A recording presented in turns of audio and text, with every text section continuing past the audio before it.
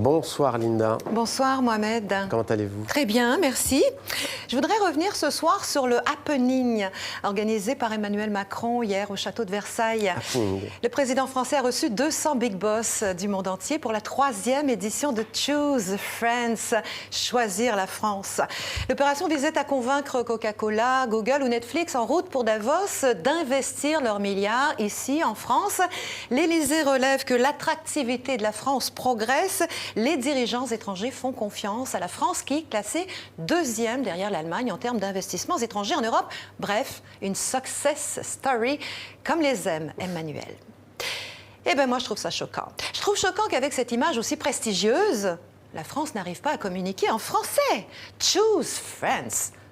Pourquoi pas Shoes France, comme je l'ai entendu à la radio? Hey! Souliers français! Non, mais quelle occasion ratée de faire entendre sa langue dans le monde. C'est vrai qu'en France, l'anglais, c'est tellement hype. T'arrives à Paris, t'as l'impression d'être à New York. Telle marque de prêt-à-porter te propose de French liberté. French but wild, précise une autre enseigne de vêtements, alors que Volkswagen présente ses deals de l'année, que Ford nous offre la Fiesta Cool & Connect, tout équipé à 119 € par mois, sans oublier les Renault Days, la Fashion Week, le Black Friday, My French Bank ou encore My French Film Festival. L'overdose.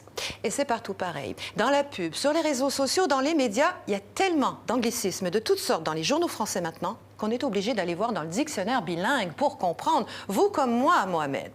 Parce qu'ici, on voue un culte à l'anglais. Et Emmanuel donne l'exemple. Pas seulement quand il est en déplacement. Le chef de la plus grande puissance francophone utilise l'anglais, y compris chez lui.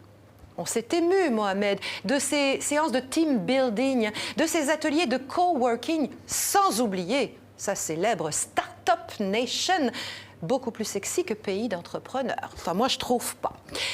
Dans son livre « La guerre des langues », le journaliste Frédéric Penel rappelle que plus une langue dépasse les frontières de son pays, plus celui-ci est influent économiquement, politiquement et culturellement.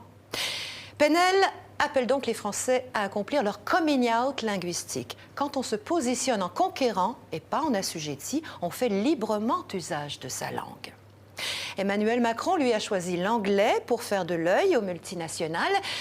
Il donne donc à penser que le français, n'est plus une langue internationale. Merci Linda. Ôtez-moi cette chaussure, pour ne pas dire shoes, de ce plateau. Elle est belle. Merci Linda pour cette chronique. L'invité de Patrick Simonin à présent.